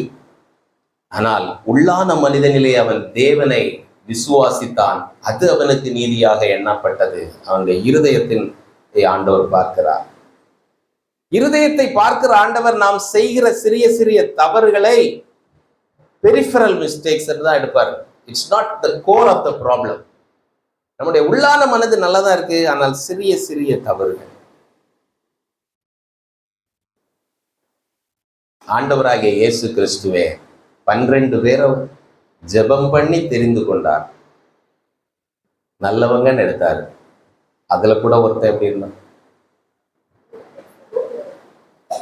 ஆண்டவர் ஜெபிக்கும் பொழுது யோவான் சுவிசேஷம் 17 அழகா சொல்லுகிறார், நீர் எனக்கு தந்தவர்களை எல்லாரையும் நான் காத்து கொண்டேன், ஆனாலும் வேத வாக்கியம் நிறைவேறத்தக்கதாய் கேட்டின் மகன் கெட்டு போனானே அல்லாமல். எனவே நம்ம ஜெபித்திருப்போம், நம்ம ரொம்ப கவனமா நடத்தும். இதுக்கு மேல ஒரு காரியங்களை God is orchestrating in your life. Never forget that. ஆண்டவரே, ஏன் ஆண்டவரே இப்படி நடந்துன்னு தூக்கப்பட்டே தொய்ந்து போகாதிருங்கள். God knows. கர்த்தர் அறிவார். இந்த ஆண்டவருடைய சமுதிரம் இங்க சாந்த குணம் உள்ளவனுக்கு நடந்ததை பாருங்க. அவர் பூமியை சுதந்திரித்துக் கொள்வது என்றால் என்ன? அவரை பத்தி அவருடைய சகோதரனும் சகோதரியும் என்ன சொல்றாங்க? கர்த்தர் மோசையை கொண்டு மாத்திரம் பேசினாரோ, 2வது வசனம், எங்களை கொண்டும் அவர் பேசினது இல்லையோ என்றார்கள். கர்த்தர் அதை கேட்டார். அவ்வளவுதான், வேற எதுவும் பேசல. நான் முறுமுறுத்தாங்க. யாருக்காவது தூக்கம் வருதா? தூக்கம் வரல, சரி, ஐம் ஜஸ்ட் ப்ராம்ப்டிங். அப்படி அவங்க முறுமுறுத்த உடனே இது கூட ஆண்டவர் கேட்டார். வேற ஒன்றும் சொல்லலை மோசைக்கிட்ட, வேற ஒண்ணுமே வந்து சொல்லலை. மோசே பாவம் 40 வயசுல ஆண்டவருக்கு வேலை செஞ்சிடலாம் அப்படின்னு அவரே இறங்கிட்டாரு களத்துல. ஆண்டவர் சொல்றதுக்கு முன்னாடி ஆண்டவர் அப்புறம் போ நீ இன்னும் ட்ரெயின் ஆகணும்னு 40 வருஷம் அனுப்பி விட்டாரு. அப்போ போகும்போது அங்க மீதியான் தேசத்துல அவர் கல்யாணம் பண்ணிக்கிட்டாரு. சூழ்நிலைகள் இதை பிடிச்சுக்கிட்டு இவங்க பேசுறாங்க. எத்தியோப்பிய ஸ்திரீ இதெல்லாமும் சொல்லிட்டு இருக்கிறாங்க. எனக்கு அதனுடைய பேக்ரவுண்ட்லாம் ரொம்ப சொல்லலை. எனவே இப்படி நம்மை குற்றப்படுத்துவதற்கு கூட நம்முடைய வாழ்க்கையில சில ஏதுக்கள் இருக்கலாம். ஆனால் தேவன் அதை எல்லாவற்றையும் மேற்கொண்டு நம்மை நீதிமான்களாக்கி இருக்கிறார். மறந்து விடாதீர்கள், அதையே நினைத்து கொண்டிராதிருங்கள். கிறிஸ்துவின் இரத்தத்தினால் கழுவப்பட்டவர்களுக்கு நீதிமான்கள் என்று பெயர். எனவே இங்க இவங்க இப்படி சொன்ன உடனே ஆண்டவர் இறங்கி வந்துட்டார். என்ன செஞ்சார் தெரியுமா? மோசே, மிரியாம், ஆரோன் 3 பேர் வெளியே வாங்க கூப்பிடுறாரு. எங்க வர கூப்பிடுறாரு? ஆலயத்துக்கு வாங்க, ஆசரிப்பு கூட இருக்குது. 3 பேர் வந்து நிக்கிறாங்க. ஆண்டவர் மேக தூண்ல இறங்குறார். கொஞ்சம் அதை விஷுவலைஸ் பண்ணி பாருங்க, எவ்வளவு தூரம் ஆண்டவர் பொசசிவா இருக்காரு மோசே மேல. உடனே 3 பேர் நிக்கிறாங்க. நீங்க 2 பேர் இங்க வாங்க, மிரியாம், ஆரோன் நீங்க வாங்க. அப்புறம் தான் ஆண்டவர் சொல்றாரு, 6வது வசனம், என் வார்த்தைகளை கேளுங்கள். உங்களுக்குள்ளே ஒருவன் தீர்க்கதரிசியா இருந்தால் கர்த்தராகிய நான் தரிசனத்தில் என்னை அவனுக்கு வெளிப்படுத்தி சொப்பனத்தில் அவனுடைய பேசுவேன். என் தாசனாகிய மோசேயோ அப்படிப்பட்டவன் அல்ல, என் வீட்டில் எங்கும் அவன் உண்மையுள்ளவன். ஆண்டவர் நம்மளை பார்த்து இப்படி சொல்லணும். நம்முடைய குறைவுகளை எல்லாம் பார்த்துட்டு இருக்காதுங்க. குறைவையெல்லாம் நிறைவாக்குகிற அவருடைய பாதத்தில் இன்றைக்கு விழுவதற்கு கற்றுக்கொள்ளுங்கள். என் கிருபை உனக்கு போதும் என்று சொன்னார். அந்த கிருபை நம்மை காத்துக்கொள்ளும். ஆனால் திரும்பவும் பாவம் செய்ய மாட்டேன் என்று தீர்மானம் எடுக்க வேண்டும். ஆண்டவர் எப்படி அவர் கொடுக்கிறார்? உண்மையுள்ளவன். அப்புறம் நான் அவனுடன் மறைபொருளாக அல்ல, முகமுகமாக பிரத்யட்சமாகவும் பேசுகிறான், கர்த்தரின் சாயலை காண்கிறான். இப்படி இருக்க நீங்கள் என் தாசனாகிய மோசேக்கு விரோதமாக பேச உங்களுக்கு பயம் இல்லாமற் போனது என்ன? அவரை ஒரு தனி லெவல்ல ஆண்டவர் வச்சிருக்கிறார். 40 வருஷம் ட்ரெயின் பண்ணி அவருடைய இருதயத்தை பக்குவப்படுத்தி இருக்காரு. அதனாலதான் ஆண்டவர் சொல்றாரு, மோசே சொன்னார், ஆண்டவரே வேற யாரையாவது வச்சு இந்த வேலையை செய்யுங்க ஆண்டவரே, யாத்திராகமம் 4ல் வாசிங்க. எத்தனை சாக்கு போக்கு சொல்றாரு. ஆரோன் வர்றாரு, அவரை வச்சுங்க, வாக்கு வல்லவன். இல்லப்பா, உன் இருதயத்தை தான் நான் ரெடி பண்ணியிருக்கேன், அவனுடைய இருதயத்தை நான் இன்னும் ரெடி பண்ணல, நீ தான் வேணும், நீ திக்கு வாயின பரவாயில்ல வா. ஆண்டவர் அந்த அளவிற்கு மோசையை வைத்திருக்கும் பொழுது அதற்கு விரோதமாக பேசினவர்கள் அவர்களை உடனே ஆண்டவர் கேட்கிறார். அப்புறம் நமக்கு தெரியும், மிரியாமுக்கு குஷ்டம் வந்தது. அப்புறம் மோசே ஜெபிக்கிறார். அப்புறம் இவர் பாளையத்துக்கு புறம்பாக 7 நாள் இருந்து அப்புறம் திருப்பி வந்துடுறார். இப்போ ஆண்டவர் அதுல செய்தது என்ன? மோசேய நான் எப்படி வைத்திருக்கிறேன் என்று அவங்க 2 பேருக்கும் விளங்க பண்ணினார். இதுதான் உன்னுடைய நீதி விளங்கும் என்று வசனம் சொல்லுகிறது. ஒருபோதும் மறந்து விட வேண்டாம், நான் இனி எப்படி போயிடுவேன் அப்படின்ட்டு. ஆண்டவர் எங்க நம்மளை உயர்த்தணுமோ, நாம் கர்த்தரை நம்பி நன்மை செய்து தேசத்தில் இருக்கிற குடியிருந்து சத்தியத்தை மேய்ந்து கொள்ளுகிறவர்களா இருக்கும் பொழுது ஆண்டவர் இப்படி செய்வார். இதுதான் பூமியை சுதந்திரித்துக் கொள்ளுகிற அனுபவம். முழு பூமியை நம்ம கையில கொடுக்க மாட்டார். ஆண்டவருக்கு நிறைய பிளான் வச்சிருப்பாரு. நம்ம வீட்டுக்கு பக்கத்து கிரவுண்ட், அடுத்த கிரவுண்ட் எல்லாம் நம்ம கொடுத்துருவாரு நினைச்சிடக்கூடாது. அது இன்னொருத்தருக்குன்னு ஆண்டவர் ஃபிக்ஸ் பண்ணி வச்சிருப்பாரு. அதனால சுதந்திரித்துக் கொள்வது என்பது தேவனுடைய ஆளுகை நம் மீது இருப்பதை மற்றவர்கள் கண்டு கொள்வார்கள். தொடர்ந்து பார்க்கும் பொழுது 12வது வசனத்திலிருந்து நாம் பார்க்கும் பொழுது, கர்த்தரின் பார்வையில் விசுவாசி, துன்மார்க்கர் இவர்கள் எல்லாம் எப்படி இருக்கிறார்கள் என்று அங்கே 22வது வசனம் வரைக்கும் போய்கொண்டே இருக்கிறது. அதை நீங்கள் வீட்டில் சென்று வாசியுங்கள், நேரம் சற்று குறைவாக இருப்பதினால். எனவே 22வது வசனம் வரைக்கும் ஆண்டவருடைய பார்வையில நீதிமான் எப்படி இருக்கிறான், விசுவாசி எப்படி இருக்கிறான், துன்மார்க்கன் எப்படி இருக்கிறான் என்று பல வசனங்களை நாம் பார்க்க முடியும். 16வது வசனத்தை மாத்திர ஒரு சில வசனங்களை சொல்லுகிறேன். அநேக துன்மார்க்கருக்குள்ள செல்வ திரட்சியை பார்க்கிலும் நீதிமானுக்குள்ள கொஞ்சமே நல்லது. நம்மகிட்ட கொஞ்சம் தான் இருக்கலாம், ஆனா ஆண்டவர் தரக்கூடிய அந்த சந்தோஷம் எல்லாவற்றிற்கும் மேலாக ஒரு குற்றமற்ற மனசாட்சி. ஒவ்வொரு நாளும் அவருக்கு முன்னாடி போய் நிற்கும் போது இந்த மனசாட்சி குற்றமற்றதா இருக்க வேண்டும். அது நிற்கும் போது அவர் நம்ம கூட இருக்கிறது. You can influence God. ஆண்டவரே இதை செய்யுங்க ஆண்டவரே என்று கேட்க முடியும். யோசுவா தேவனுக்காக முன்னின்று தினங்களை நடத்தும் பொழுது ஆண்டவரிடத்துல சொல்ற, ஆண்டவரே நாங்க இதெல்லாம் பட்டணத்தை எல்லாம் பிடிக்கணும், இந்த சூரியனை நிக்க சொல்லுங்க ஆண்டவரே. He could influence God. God did that. வெளிச்சம் வேணும் ஆண்டவரே. அப்ப அந்த ஒரு குற்றமற்ற மனசாட்சி, நான் தேவனுடைய சித்தத்தை செய்கிறேன் என்று அளவிற்கு நான் ஒவ்வொரு நிமிஷமும் வாழ்வது என்பது எவ்வளவு பெரிய ஆசீர்வாதம். அதுதான் இங்க சொல்லுது. நீதிமான்களையோ, அடுத்த வசனம், துன்மார்க்கருடைய புயங்கள் முறியும், நீதிமான்களையோ கர்த்தர் தாங்குகிறார். நீதிமான்களுடைய புயங்களை கர்த்தர் தாங்குகிறார். அதை பார்க்கறதுக்கு ரொம்ப வீக்கா தான் இருக்கும், ரொம்ப வீக்கா இருக்கும். அது ஒன்றும் பெரிய புயங்கள்லாம் இருக்காது. ஆனால் அதை கர்த்தர் என்ன பண்ணுவாரு? தாங்குவார். மோசே அமலேக்கியருக்கு நேராக யுத்தம் நடத்தி கொண்டிருக்கும் பொழுது அவனுடைய கரம் உயர்ந்திருந்தால் வெற்றி என்று வந்த பொழுது அதை தாங்குவதற்கு ஒரு வழியை ஏற்படுத்தினார். இப்ப இன்றைக்கு நாம் செய்யக்கூடிய காரியங்கள், நம்முடைய வாழ்க்கையிலே ஏற்படக்கூடிய சவால்கள் எல்லாவற்றின் மத்தியிலும் நம்மை தாங்கி பிடிப்பதற்கு அவர் இருக்கிறார் என்பதை மறந்து விடாதீர்கள். இதை நீங்கள் அறிக்கை செய்து ஜெபிக்க வேண்டும். தொடர்ந்து நாம் பார்க்கும் பொழுது பல காரியங்களை இங்கே சொல்லப்பட்டிருக்கிறது. நீதிமான், துன்மார்க்கன், இவர்கள் எப்படி வாழுகிறார்கள்? துன்மார்க்கன் கடன் வாங்கி 21வது வசனம் செலுத்தாமற் போகிறான், நீதிமானோ இறங்கி கொடுக்கிறான். இறங்கி கொடுக்கிறதுக்கு பணம் இருக்கா? வசதிகள் இருக்கிறதா? எனக்கு பிரியமானவர்களே, நம்மிடத்திலே அதையும் ஆண்டவர் எதிர்பார்க்கிறார். அவன் கடன் வாங்கிட்டு கொடுக்காதவனா இருக்கிறான்ப்பா, நீ எப்படி இருக்கணும்னு ஆண்டவர் சொல்றாரு? இறங்கி கொடுக்கிறவனா இருக்க வேண்டும். இப்ப கேட்கிறவங்களுக்கெல்லாம் கொடுத்துட்டே இருந்தா எனக்கு ஒரு கொஸ்டின். நேற்றுக்கு என்னுடைய ஸ்டூடெண்ட் நான் அந்த ஸ்டூடெண்ட்டுக்கு நிறைய ஒர்க், பிஹெச்டி ஸ்டூடெண்ட் ஒர்க்கு கொடுத்துருக்கேன். அந்த ஒர்க்கெல்லாம் நேற்று சொல்லணும், ரிப்போர்ட் பண்ணணும். அரைகுறையா முடிச்சுட்டு சார் நான் காலையிலேருந்தே ஒர்க் பண்ணிடணும் உட்கார்ந்தேன். என்னுடைய ஃப்ரெண்டு எனக்கு அந்த ஒர்க், அவங்களும் இன்னொரு பிஹெச்டி ஸ்காலர், அதை பண்ண சொன்னாங்க, எனக்கு ஹெல்ப் கேட்டாங்க. இப்படியே எல்லாரும் என்கிட்ட ஹெல்ப் கேட்டு என் டைமையே எடுத்துடுறாங்க சார் அப்படின்னு சொல்லி.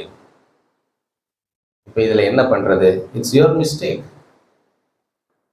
நீ சொல்லணும், உனக்கும் டார்கெட் இருக்கு, வேலை இருக்குன்னு நீ சொல்லணும். நான் சொன்னேன். அதுக்கு அப்படியே அது இவ்வளவு சொல்றதுக்குள்ளால அழ ஆரம்பிச்சாச்சு. ஓகே சரி. அதுக்கு பிறகு அடுத்து இதே மாதிரி தான் சார், காசு எல்லாரும் கேட்குறாங்க, கேட்டு கொடுத்த ஒரு இதே இல்லை சார், எல்லாரும் வாங்கிட்டு திரும்ப தருவாங்கன்னு கொடுக்க. இதுதான் உலகம். நீ புறாக்களை போல் கபடத்தவர்களும் சர்ப்பத்தை போல் வினா உள்ளவர்களுமாயிருங்கள் என்று சொன்ன ஆண்டவருடைய வார்த்தையை மறந்து விட்டாய். எனவே இப்படி இருக்குது. அப்ப சரி, அப்படின்னு பார்த்தா நம்ம யாருக்கும் எதுவும் கொடுக்க கூடாதா?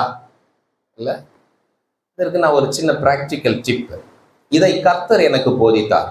என்னுடைய வாழ்க்கையில ஆரம்ப நாட்கள்ல இது பதில நிறைய நடந்துச்சு. நிறைய ஏதாவது நான் வந்தேன், வழியில பஸ்ஸை மிஸ் பண்ணிட்டேன், இப்போ கையில இருந்த காசெல்லாம் போயிடுச்சு. இதெல்லாம் ஒரு சில நாட்கள் காசு வாங்குவாங்க, அப்புறம் சொல்லுவாங்க இப்படியே தான் எல்லாரும் ஏமாத்துறாங்க அப்படின்னு. அப்போ மனசெல்லாம் போய் அப்புறம் திருப்பி இதுக்கு இப்போ ஆண்டவர் அடுத்த வசனம் சொல்வாரு, ஏழைக்கு இறங்குகிறவன் கர்த்தருக்கு கடன். வசனத்தை எல்லாம் படிச்ச ஆண்டவர் நல்லா நம்மகிட்ட இப்படி இப்படின்னு தட்டி கடைசியில் ஒரு குருவுல போட்டுருவார். அப்ப நான் நினைச்சேன், ஆண்டவரே, தசம பாகம் உம்முடைய ராஜ்யத்துக்கு அடுத்த காரியங்கள், இப்படிப்பட்ட சில இடத்துல எனக்கு ஒரு டாலரன்ஸ் வேணும். அதுக்குன்ட்டு ஒரு சின்ன பெர்சன்டேஜை மந்த்லி எடுத்து ஒதுக்கி வச்சிருக்கேன். அது நல்லதோ கெட்டதோ, ஆனா என்னுடைய பார்வைக்கு அது ஒரு தேவை போல தெரிகிறது. நான் அது கொடுத்துட்டேன்னா நல்லது. அந்த லிமிட்டை தாண்டி நான் கொடுக்கறது இல்லை. இப்படின்னு நான் ஒரு மைண்டை செட் பண்ணிட்டேன். இது சரியோ தப்போ, யாருக்கு இது பிரயோஜனப்பட்டா எடுத்துக்கங்க. ஆகையினாலே அப்படி வாழ ஆரம்பித்த பிறகு கேட்பதில் ஆண்டவர் இயேசு கிறிஸ்து சொல்லியிருக்காரு, நீ கடன் கொடுத்தா திருப்பி தருவான்னு நினைச்சு கொடுக்காத, கேட்காதன்னு. அதையும் கடைபிடிக்கலாம். ஒரு அப்ப ஆண்டவர் என்ன சொல்ற, கேட்கறவங்களுக்கு எல்லாம் கொடுத்துட்டே இருன்னு சொல்லல. கொடுத்தேன்னா திருப்பி தருவான்னு நினைச்சிட்டே இருக்காத. நம்ம திருப்பி தருவான்னு நினைச்சிட்டு அவனை பார்க்கும் போதெல்லாம் கோவம் வரும் இல்ல? ஆமா, அதனால அதெல்லாம் விட்டாச்சு. இதுக்கு எல்லாத்துக்கும் அந்த ஒரு போர்ஷனை வச்சிருக்கிறதுனால கேட்கிறவங்களுக்கு நம்முடைய பார்வைக்கு அது ஒரு உண்மை மாதிரி தெரிஞ்ச கொடுத்துடுறது. ஒரு தடவை கொடுத்தா அதை திரும்பி தந்தாங்கன்னு அவங்க எப்படி கேட்கிறாங்களோ, சும்மா கேட்டா சும்மா, கடனா கேட்டாங்கன்னா திருப்பி தந்தாதான் திருப்பி கொடுக்குறது. இப்படி சில பிரின்சிபிள்ஸ் எல்லாம் வச்சுட்டு வாழ்ந்த பிறகு எளிதுன்னு சொல்லி கொடுத்தேன். Then she vent very happily. இப்போ நான் எதுக்கு இதை சொல்றேன்னா, நீதிமானோ இறங்கி கொடுக்கிறான். நமக்கு எந்த அளவிற்கு ஆண்டவர் சிலருக்கு ரொம்ப இறக்க குணம் இருக்கும், சிலருக்கு குறைவா இருக்கும். எந்த அளவுக்கு இறக்க வருதோ அந்த அளவுக்கு நீங்க செய்யுங்க. ஆனால் அதற்கும் சில கட்டுப்பாடுகளை வைத்து கொண்டால் நலமாக இருக்கும். சரி, இப்படியே போய்கொண்டிருக்கிறது. 28 வரைக்கும் முடிஞ்சாச்சு. காரியத்தின் கடைத்தொகை என்ன? நிறைய கதை பேசியாச்சு. 29 நான் ஒரு சில வசனங்களை வாசிக்கிறேன். நீதிமான்கள் பூமியை சுதந்தரித்து கொண்டு என்றைக்கும் அதிலே வாசமாயிருப்பார்கள். நீதிமானுடைய வாய் ஞானத்தை உரைத்து அவனுடைய நாவு நியாயத்தை பேசும். அவனுடைய தேவன் அருளிய வேதம் அவன் இருதயத்தில் இருக்கிறது. இதுதான் ரொம்ப ரொம்ப ரொம்ப ரொம்ப முக்கியம். இந்த பகுதியில் இந்த அதிகாரத்தை ஃபுல்லா நீதிமான் நீதிமான் என்று நம்ம கவுண்ட் பண்ணி பார்த்தேன். எல்லாத்தையும் சேர்த்து 12 இடத்துல நீதிமான்னு சொல்லப்பட்டிருக்கு. நீங்க வீட்டுல போய் கவுண்ட் பண்ணி பாருங்க. 12 இடத்துல நீதிமான் நீதிமான்னு சொல்லப்பட்டிருக்கிறது. இப்ப நீதிமான் யார்? அவனுடைய தேவன் அருளிய வேதம் அவன் இருதயத்தில் இருக்கிறது.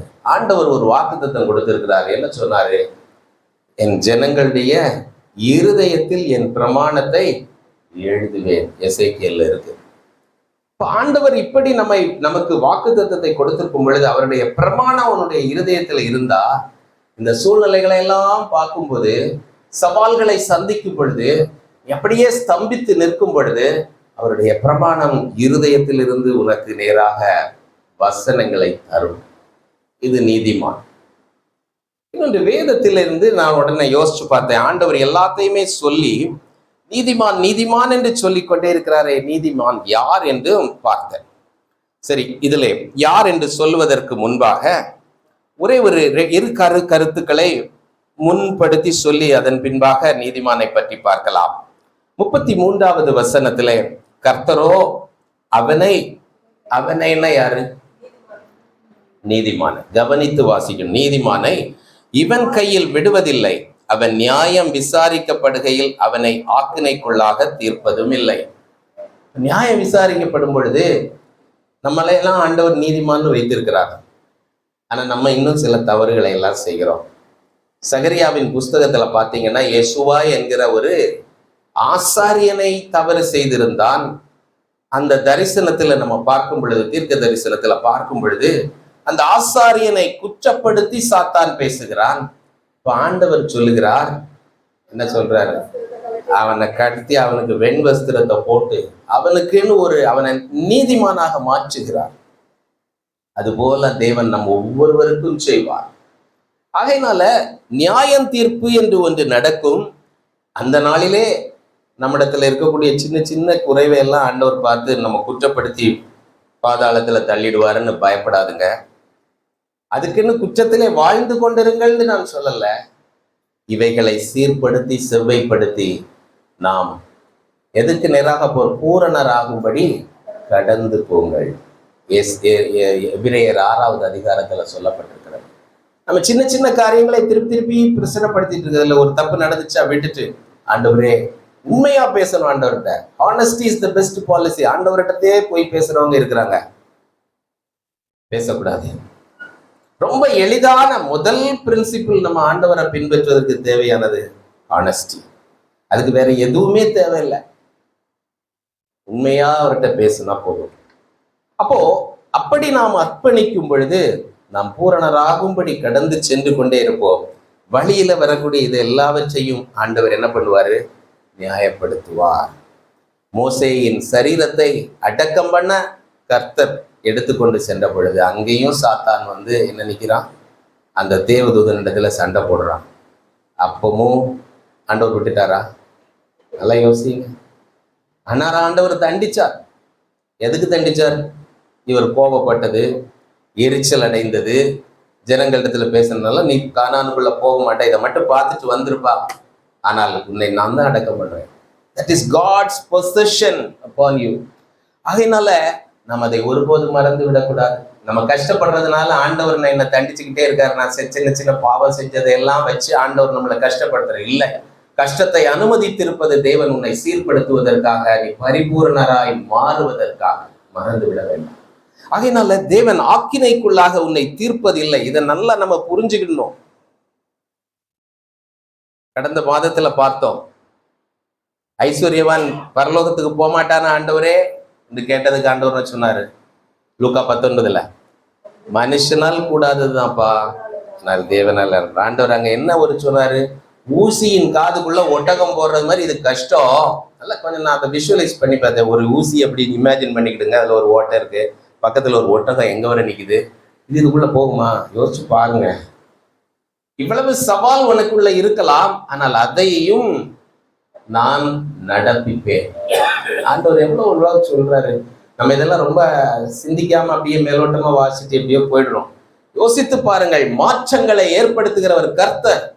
நம்ம யாருக்கெல்லாமோ ஜெபம் பண்ணிட்டு இருக்கோம், குடும்பத்துல இருக்கவங்க எல்லாம் ரட்சிக்கப்படணும், அவங்களுடைய மாற்றம் வேணும், இதெல்லாம் நடக்காது அவங்க நடக்கிற காரியத்தை பார்த்துட்டு. ஆனால் ஆண்டவர் அதையும் நியாயப்படுத்துவார், அதையும் செவ்வைப்படுத்தி கொண்டு அவரால் முடியும். நீ விசுவாசித்தால் தேவனுடைய மகிமையை காண்பாய். இப்படியே தொடர்ந்து நாம் இதை பார்த்துட்டு கடைசி வசனம் தான் எனக்கு ஆக்சுவலா நான் இதை தியானிப்பதற்கு எனக்கு உந்துதலா இருந்தது. இதில் உள்ள கடைசி வசனம், கர்த்தர் 39 நீதிமான்களுடைய ரட்சிப்பு கர்த்தரால் வரும், இக்கட்டு காலத்தில் அவரே அவர்கள் அடைக்கலாம். 40 கர்த்தர் அவர்களுக்கு உதவி செய்து அவர்களை விடுவிப்பார், அவர்கள் அவரை நம்பி இருக்கிறபடியால். நீ கர்த்தரை நம்பி இருக்கிறியா? நல்லா உண்மையா சொல்லுங்க. ஆமென். கர்த்தரை நம்பி நன்மை செய்து தேசத்தில் குடியிருந்து சத்தியத்தை மேய்ந்து கொள். எல்லாம் சேர்ந்து வர்றோம். நான் நம்பி இருக்கிறேன்னு சத்தியத்தை மேய்ந்து கொள்ளாம ஏமாந்து போயிடாதுங்க. இங்க அவரை நம்பி இருக்கிறபடியால் அவர்களை துன்மார்க்கருடைய கைக்கு தப்புவித்து ரட்சிப்பார். துன்மார்க்கர் நமக்கு விரோதமா வருவாங்க, எதிராளிகள் நமக்கு விரோதமாக வருவாங்க, நம்ம சும்மா குற்றப்படுத்துறதுக்குன்னே வருவாங்க. நான் ஆரம்பத்து காலத்துல எல்லாம் எந்த எதிராளியும் கிடையாது எனக்கு, எல்லார்ட்டையும். ஏன்னா நம்ம வந்து எதுலையுமே ரொம்ப இன்வால்வ் ஆகி உலகத்துக்குள்ள எதையுமே போய் செய்யறது இல்லை. அப்போ தாவீதின் சங்கீதத்துல பார்க்க, ஆண்டவரே என் எதிராளிகள் எவ்வளவாய் பெருகி இருக்கார்கள்னா அப்ப எனக்கு தோணும், கிறிஸ்தவனுக்கு இப்படி எல்லாம் எதிராளி வருவாங்க. நீங்க உலகத்தில் இறங்கி சில காரியங்களை செய்ய ஆரம்பிக்கும் பொழுது எப்படியாவது எதிராளிகள் உருவாகுவார்கள். ஆனா எதிராளின்னா அவங்கள நான் பகைக்கணும்னு சொல்லல, எதிராளிகளும் கிரியை செய்வார்கள். ஆனால் அவர்களுக்கு எல்லாருடைய கைக்கும் நம்மை தப்புவித்து ரட்சிப்பார். இப்ப ஒரே ஒரு லாஸ்ட் கொஸ்டின், யாரை தப்புவித்து ரட்சிப்பார்? நீதிமானை. நம்ம நீதிமானா? இது ஒரு அடுத்த கடைசி முடிவான சத்தியம். ரோமர் 3வது அதிகாரத்தை எடுத்துக்கொள்ளலாம். 10வது வசனம் இப்படி சொல்கிறது, அந்தபடியே நீதிமான் ஒருவனாகிலும் இல்லை. இது ஒரு பெரிய சத்தியம். இதை இப்ப டீட்டெயில்டா பார்க்க போறதில்ல. ஆனால் 24வது வசனம் என்ன சொல்லுது? இலவசமாய் அவருடைய கிருபையினாலே கிறிஸ்து இயேசுவில் உள்ள மீட்பை கொண்டு நீதிமான்கள் ஆக்கப்படுகிறார்கள். எல்லாமே நீதிமான்களா? It is only imputed righteousness. நம்மால் நீதிமான் அல்ல, கிரியைகளினால் நீதிமான் ஆகிவிடுவதல்ல, எங்களுடைய நீதியின்படி அல்ல, உடைய இந்த இரக்கங்களின்படி இறங்கும் என்று ஜெபித்தான். ஆகையினால நீதிமான் ஆண்டவர் தான் நம்மை நீதிக்கு உட்படுத்துகிறவர். 28வது வசனம், ரோமர் 3:28, ஆதலால் மனுஷன் நியாய பிரமாணத்தின் கிரியைகள் இல்லாமல் விசுவாசத்தினாலே நீதிமான் ஆக்கப்படுகிறான் என்று தீர்க்கிறோம். இதுதான் முழுமை. அதனால தான் நான் அந்த விசுவாசத்தை முதல்ல சொன்னேன். இந்த விசுவாசத்தை நன்றாக புரிந்து இந்த விசுவாசத்தை சரியாக கடைபிடித்து கற்றுக்கொள்வேன், நம்புறேன்னு சொல்லிட்டு ஆண்டவர்கிட்ட நன்மை பெறுவதற்கு மாத்திரம் உரியதல்ல விசுவாசம். உன்னுடைய வாழ்க்கையின் கோட்பாட்டை உனக்கு நிர்ணயித்து கொடுக்கக்கூடிய குறிப்பு சட்டம் தான் விசுவாசம். It's a framework for your life of faith. அதுதான் நம்ம சரியாக புரிந்து கொள்ள வேண்டும். 4வது அதிகாரம் 25வது வசனம். மீண்டுமாய் 4வது அதிகாரம் 25வது வசனம். அவர் நம்முடைய பாவங்களுக்காக ஒப்பு கொடுக்கப்பட்டும் நாம் நீதிமான்கள் ஆக்கப்படுவதற்காக. அவர் எதுக்காக உயிர்த்தெழுந்தார்? இந்த நாள் உயிர்த்தெழுதலின் நாள், ஓய்வு நாள். நம்ம உயிர்த்தெழுதல் நம்முடைய வாழ்க்கையில உண்மையாய் வல்லமை பெற்றதாய் இருக்கிறதா அப்படின்னா நாம் நீதிமான்கள் என்பதை மறந்து விட வேண்டாம். கடைசியாக அப்போஸ்தலர் 2வது அதிகாரம், அப்போஸ்தலர் 2வது அதிகாரத்திலே நாம் பார்க்கும் பொழுது இந்த சீஷர்கள் எல்லாம் முதலாவது கோழைகளாக இருந்தார்கள். அதன் பின்பு அவர்கள் பரிசுத்த ஆவியினாலே நிரப்பப்பட்ட பிறகு தேவனுடைய வார்த்தையை பிரசங்கம் பண்ண ஆரம்பித்தார்கள். 2வது அதிகாரத்துல நீங்க பார்க்கும் பொழுது அவங்க சொல்றது 32வது வசனம், இந்த இயேசுவை தேவன் எழுப்பினார், இதற்கு நாங்கள் எல்லாரும். கிறிஸ்தவ வாழ்க்கையில தேவனுடைய உயிர்த்தெழுதலை கொண்டாடாமல் நாம் வாழ்ந்து கொண்டிருக்கிறோம் என்றால் அது ஒரு பிரயோஜனமற்ற வாழ்க்கை. இந்த உயிர்த்தெழுதலை கொண்டாடுவது எப்போ? பரிசுத்த ஆவியானவர் நமக்குள்ளே கிரியை செய்யும் பொழுது. பழைய ஏற்பாட்டு சங்கீதத்தில் உள்ள அந்த அந்த அந்த நீதிமான், விசுவாசி அல்லது விசுவாசி, துன்மார்க்கன், இவர்களுக்குள்ள வித்தியாசங்கள் இவைகளை எல்லாம் பார்த்தோம். நம்ம எப்படி நீதிமானாய் வாழ்வது? அவருடைய உயிர்த்தெழுதலின் வல்லமையை கொண்டாடும் பொழுது அதை உறுதியாக பிடித்து கொண்டு, ஆண்டவரே என்னை நீதிமான ஆக்கி இருக்கிறீர், நீதிமானாக காத்து கொள்ளும் என்று சொல்லி, இது எப்போ நம்ம மனசுக்குள்ளே உந்துதலை கொடுத்து கொண்டு இருக்கிறதோ அப்போ பரிசுத்த ஆவியானவர் நமக்குள்ளே என்ன பண்றாரு? கிரியை செய்து கொண்டே இருக்கிறார். இது உந்துதல் இல்லாம போச்சுதுன்னா நம்ம என்ன பண்ணிட்டோம்? பரிசுத்த ஆவியானவர் மீட்கப்படும் நாளுக்கென்று முத்திரையாய் பெற்ற பரிசுத்த ஆவியானவரை என்ன பண்ணிட்டோம்? அவித்து போட்டு இருக்கிறோம். எனவே இந்த நாளில பவுலும் பர்னபாவிடத்துல கேட்டாங்க, வந்து நின்றவர்களுக்கு என்ன சொன்னாங்க? நீங்கள் கிருபையிலே நிலை கொண்டிருக்க வேண்டும் என்று சொன்னார். இன்றைக்கு நமக்கு தேவன் தருகிற வார்த்தை, கிருபையிலே நிலை கொண்டிருங்கள். கிருபையினால் தான் ரட்சிக்கப்பட்டிருக்கிறோம். இந்த ரட்சிப்பு நமக்குள்ளே வரும் பொழுது பரிசுத்த ஆவியானவர் முத்திரையாக நமக்கு தரப்பட்டிருக்கிறார் என்று எபேசியர் 1:13 நீங்கள் வாசிக்க முடியும். இந்த முத்திரையாய் பெற்ற பரிசுத்த ஆவியானவர் நமக்குள்ளே உயிர்த்தெழுதலின் வல்லமையோடு கிரியை செய்கிறாரா? சிந்தித்து பார்க்கலாம். எல்லாரும் எழுந்து நிற்கலாமா? ஆண்டவருடைய கரத்திலே நம்மை ஒப்பு கொடுக்கலாம். நீதிமானே சிரசின் மேல் நித்திய ஆசீர் வந்திறங்குமே. நீதிமானே சிரசின் மேல் நித்திய ஆசீர் வந்திறங்குமே. கிருபை நன்மைகள் தொடருமே, கேட்பது கிடைக்குமே. கிருபை நன்மைகள் தொடருமே, கேட்பது கிடைக்குமே.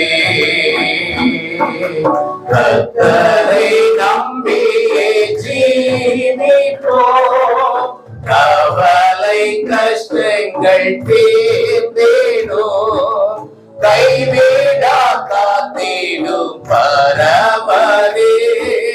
கரங்களை நாம் பற்றி கொள்வோம், கைவிடா காத்திடும் பரமரே. கரங்களை நாம் பற்றி கொள்வோம். உங்களை நேசிக்கிற நல்ல ஆண்டவரே, மீண்டுமாய் உமக்கு நன்றி செலுத்துகிறோம். கர்த்தர் தாமே அடியானுக்கு கற்றுத்தந்த இந்த சத்தியங்களை கிருபையிலே நிலை கொண்டிருக்கும்படி பவுலும் பர்னபாவும் அறிவுறுத்தினார்கள். கிருபையிலே நிலை கொண்டிருந்த தாவீதின் அனுபவத்தை சங்கீதத்திலிருந்து நாங்கள் பார்த்தோம். ஆண்டவரே, நாங்களும் கிருபையிலே நிலை கொண்டு நீதிமான்கள் ஆக்கப்பட்டவர்கள் என்கிற உணர்வோடு ஆண்டவரே அந்த தகுதியை காத்துக்கொள்ள ஒவ்வொரு நாளும் எங்களுக்கு கிருபை தாரும். இயேசுவின் நாமத்தில் கேட்கிறோம் பிதாவே. ஆமென்.